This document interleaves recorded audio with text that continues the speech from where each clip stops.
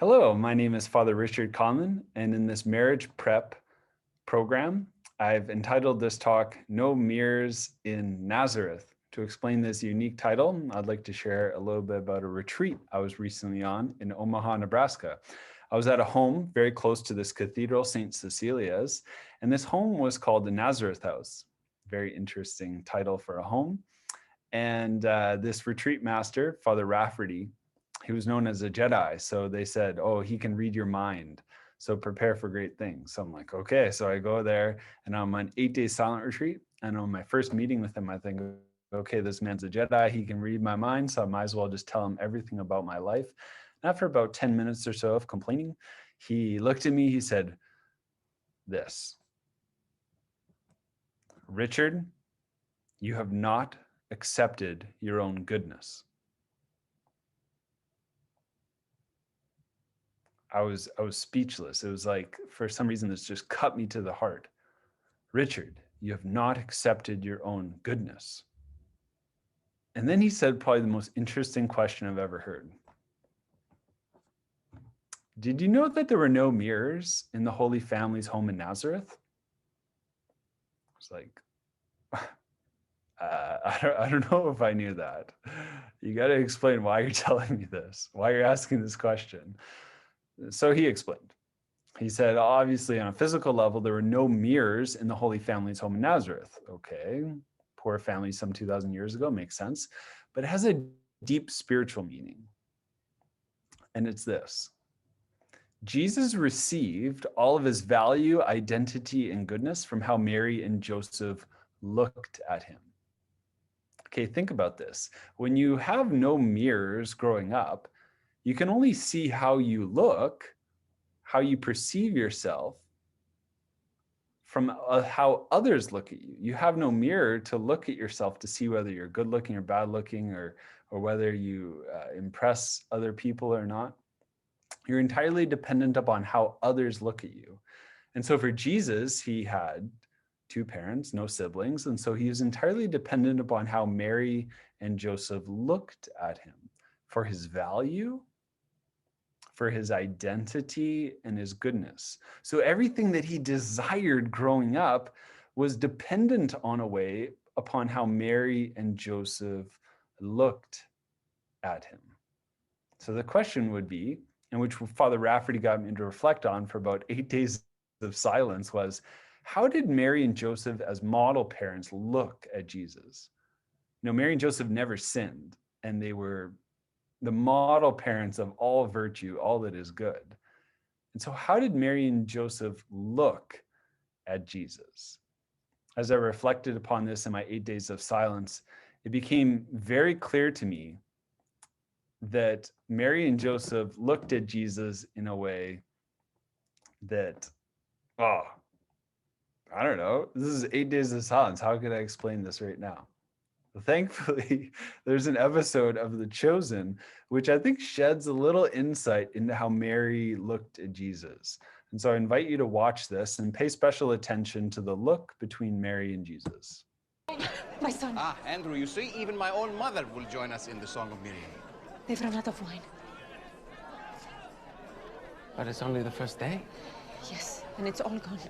Not a drop left. Why are you telling me this? We can't let the celebration end like this. And Esther's family humiliated. Boys, go join the others. I'll be right there.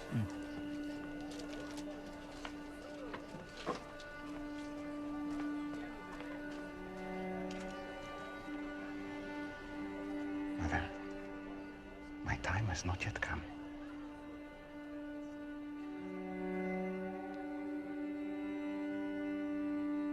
If not now, when?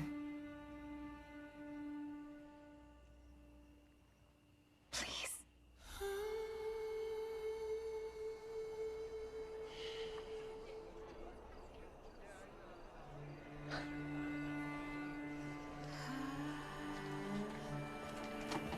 Do whatever he tells you. Oh, what a rich scene. The look between Mary and Jesus. Jesus, for one, as soon as his mother looked at him, he was able to leave his friends aside. He was just joking around, having a good time, and then all of a sudden be fully present to his mother. And the way that Mary looked at Jesus was so rich and revealed so much. You know, that look, that gaze between each other has been built upon, you know, a whole lifetime of Mary looking at Jesus. And Jesus, in a way, knew that like everything that was good he had received from Mary growing up. And so he was able to say yes to his mom. He was able to obey his mom in this situation. And so as I reflected upon all of these things, it became very clear that Mary and Joseph looked at Jesus with love, care, and delight, thus revealing to Jesus his goodness. You could just imagine Joseph being in the carpenter shop with Jesus, just delighting in his son, making whatever he could in the carpenter shop, or just working with him. Such joy, being fully present to teaching his son how to be a carpenter and rejoicing with his son in his progress in the carpenter shop.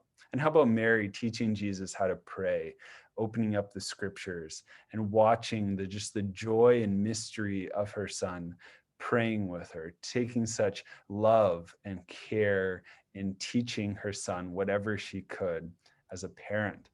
And so that is how Jesus grew up.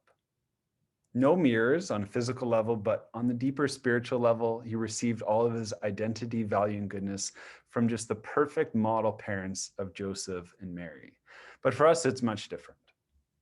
Okay, for us, not only did we have real physical mirrors, but we've had many spiritual mirrors, things that we've looked to find our identity, value, and goodness. So the question is, what are the mirrors that we have in our lives?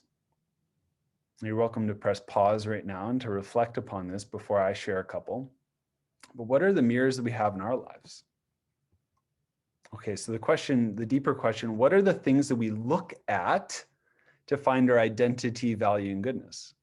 In the top left picture, it's actually a mirror. So often we just look in a mirror, hoping every time we look in a mirror, we affirm our look, that we're lovable, or that we just look presentable. How often we always look in mirrors to see whether we look as best as we can. Or in the top right picture, there's Justin Bieber and his wife. Maybe it's a model couple. Maybe it's a celebrity couple, or maybe it's just some model couple that you look towards and you think that you have to live up to that standard that the culture presents in always looking perfect, always looking attractive, always looking like you have it together. Maybe that's the mirror that you look towards as you prepare for marriage, thinking that if your wedding date is not celebrity status, then it's a failure for your wedding. But how false that is. Or in the bottom left image, you see a family all connected to their cell phones, and how often that becomes the mirror that we look to. They were constantly engaged in social media, the amount of likes and hearts and whatever it might be, that we're trying to find our identity in the images that we present ourselves online, hoping people will affirm that to show that we're good or valuable. But those are all false. In the bottom right's an image of a kid with his two parents looking at him. Maybe it's the standards that your parents have set for you. You feel like you always have to live up to their standards for you, and you feel like you have to be the perfect student, or you have to support your parents in every way, as if that is the kind of level in which you have to reach in order to be valuable or good as a son. Now, the invitation today is to take down the mirrors and discover our own goodness. So how do we do that? And to transition, I'd like to share a very powerful quote from Conrad Bars in a great book, Born Only Once. Please read it. Conrad Bars, speaking about this whole dynamic, he says, in order to receive this gift of the goodness of yourself, there has to be another who gives without taking, without demanding anything, who gives you what is not his or her own, but yours, your own goodness.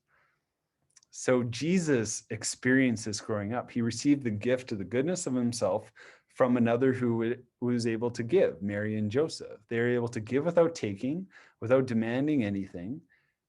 And they gave Jesus his own goodness growing up. Jesus was able to receive his identity, his value, his goodness, all that he desired from Mary and Joseph, how they took care of him with love and joy. So Jesus experienced this growing up. So this is the invitation for us as well, is that as Christians, we have the opportunity to begin again, to start anew, to take down the mirrors and discover our own goodness. Now, preparing for marriage as fiancés, and spouses, like, you can actually be the ones to take down the mirrors for each other. And to explain one key insight into how you can do this, I'd like to share the classic quote from the Catechism explaining the sacrament of marriage. It says, "The matrimonial covenant by which a man and woman establish between themselves a partnership of the whole of life is by its nature, 1, ordered toward the good of the spouses, and 2, the procreation and education of offspring. This covenant between baptized persons has been raised by Christ the Lord to the dignity of a sacrament." So we know that in the Catechism, it's saying that the purpose of the sacrament of marriage is ordered, 1, toward the good of the spouses, and 2, the procreation and education of offspring. So I think there's a key insight in which these two purposes of marriage can help us take down these mirrors as we prepare for marriage. I'd like to explain it through a keyword: presence. When you look at this image between a husband and wife on their wedding day, look how present they are to each other. You know, there's no cell phones, no mirrors. They're just delighting in looking at each other, gazing at each other. They're we could say 100% fully present in this moment. And this captures what it's like that marriage is ordered toward the good of the spouses. As I say here at the bottom left, when you put down your phone, turn off the TV, stop what you're doing, and give your full attention to the other, you affirm their goodness, that who they are is more important than what you're doing. See how so often when we're in a relationship with someone else, we are never fully present to them. We always have our phones or TV or just doing something, and we just kind of half listen to them, never really fully present.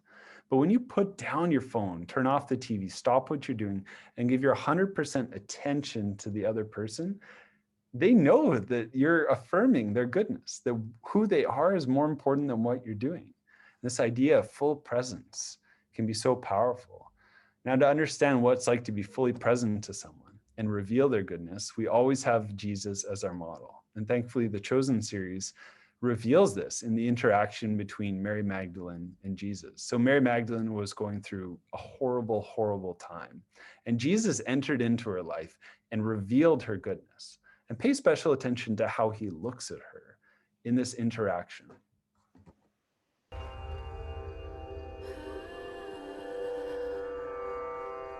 Mary.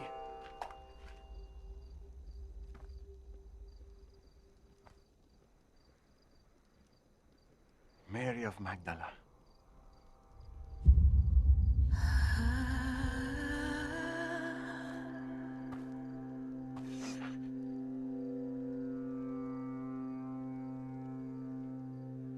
Who are you? How do you know my name? Thus says the Lord who created you, and he who formed you. Fear not, for I have redeemed you. I have called you by name. You are mine.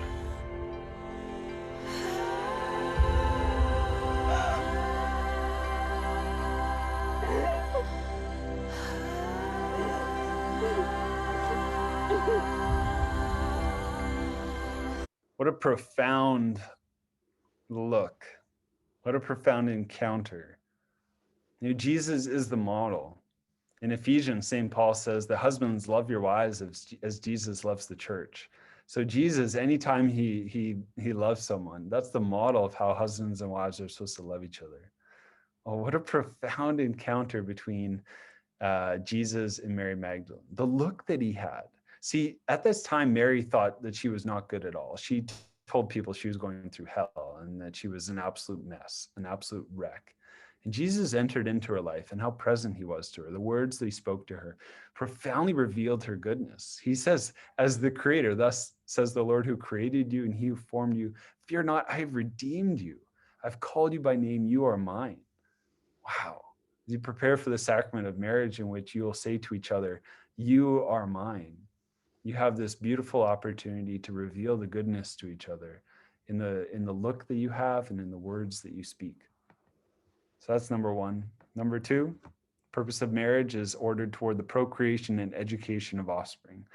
So as parents, God willing, you have the awesome vocation to collaborating with God to bring forth new life and thus reveal your child their God-given goodness. You know, one day, as I say, God willing, that you'll have children, not only do you get the opportunity to collaborate with God to bring forth new life, but you get to reveal to that new life God. You get to show to your children who God is, the love, care, and delight that he has in his children. You get to be the ones to reveal that to your children. And you get to do that in a special way by your presence, by how you look at them with love, care, delight, the attention that you give to your children. As I have in this picture, this beautiful smooch between the baby with his two parents, just that presence, the delight, the joy that you take in your children is not something that should just happen when your baby is a newborn and you're just in awe and wonder at new life, but it should happen throughout the entire life of your children. Now, to shed light into what it's like, we once again go back to Jesus, who's the model in all this. So I invite you to pay special attention to how Jesus looks at these children as they say a special prayer. So tell me, do you all know how to pray the Shema? Yes. Oh, I would love to hear it. You lead us. Hear Israel, the Lord is our God, the Lord is one. You shall love the Lord your God with all your heart, all your soul, and all your might. And it shall come to pass, if you surely listen to the commandments I command you today, that you may gather in your grain, your wine, and your oil, and you will eat, and you will be satisfied. I am the Lord your God, who led you from the land of Egypt to be a God to you. I am the Lord your God. Amen. Beautiful. Very good. Wow, just the look that Jesus had at these children and the words that he spoke at the end, they must have just delighted in their goodness. They must have just been like, wow, I feel loved. I feel cared for. I feel like there's something good about me. And Jesus revealed that to the children. The look that he had, he was overwhelmed with emotion of joy, of care, of love for these children. It was like he was on the verge of happy tears, and these children knew it. These children knew that they were loved. And as you see in this episode of The Chosen, they just couldn't help but spend time with him. They just wanted to be with him because they felt so good in his presence. And so the invitation for all of you is to live this out. No mirrors in your home. No mirrors for yourself, first of all.